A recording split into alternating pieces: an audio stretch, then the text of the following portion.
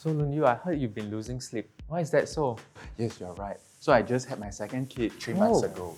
So look at my dark eye circles. I'm tired, but I think it's fulfilling as well. Hi, I'm Lunyu. I'm a senior consultant at Financial Alliance. So I help my clients craft financial reports so that they can be more assured of their whole financial future.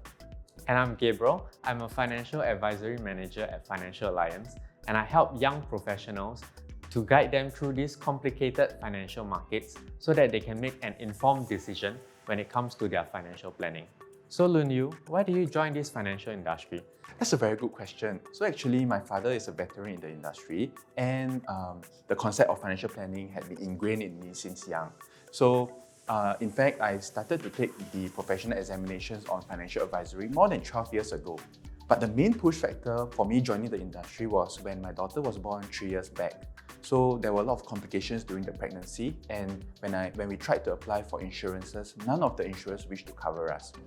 So because of this, I had to do extensive research, and I realized how important financial planning for families are. So here I am, helping others do the same. How about you, Gabriel? Well, similarly to yours, my mom has also been in this industry for over 3 decades. And during her career, many of her clients who were once healthy have now fallen ill. Because they have taken her full advice, they need not worry about those huge medical bills and can also take a break from their career or even retire early, rather than being a financial burden to their loved ones. So I've witnessed firsthand how real insurance can truly be. So Lunyu, you mentioned previously that you just had your second child. How is it like being a father of 2? Oh yes. So like what I said just now, I'm very tired, but it has been a rewarding journey, seeing him grow up day by day. So this also motivates me to help young parents like myself sort out their financials so that they can have more time to spend on their kids and family. So one of the parenting challenges that Singaporeans face is the allocation of budget.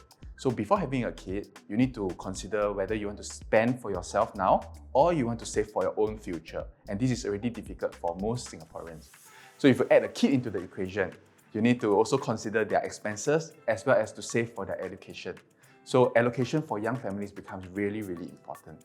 Thankfully, most of the young parents that I work with knows the importance of budgeting so that I can help them to do the allocation of their budget. That's very true. And another challenge that Singaporean parents face is information overload. As a digitally savvy nation, we can easily access information at our fingertips. Especially for the more savvy ones, they tend to go online to compare by looking at brochures and reviews, and they might also miss out the important details like the terms and conditions.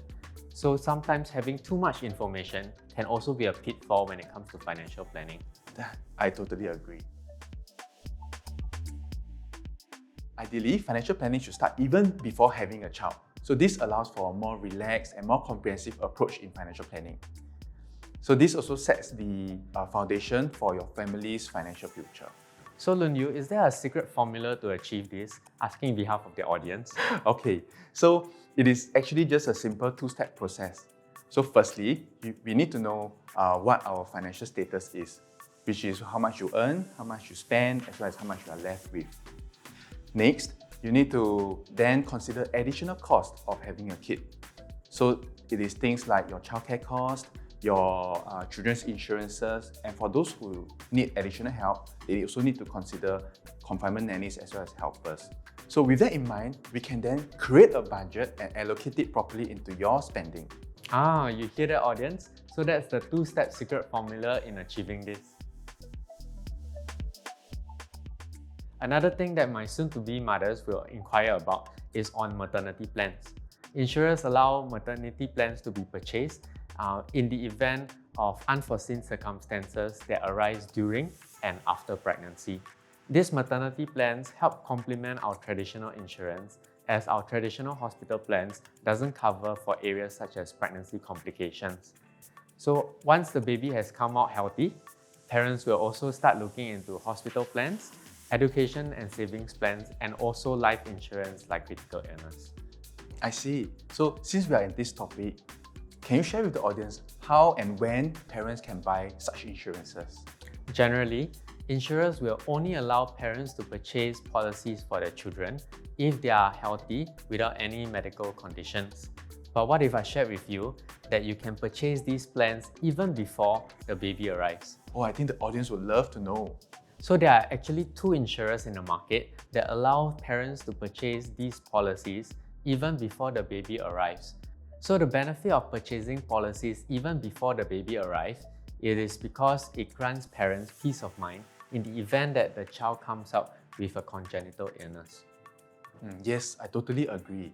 So to share with you a personal story, my son was born prematurely and had to stay in the ICU for a few days. So based on my experience, I don't think he will be able to get any hospitalization coverage now. So thankfully, we have had a comprehensive maternity plan that we bought before he was born.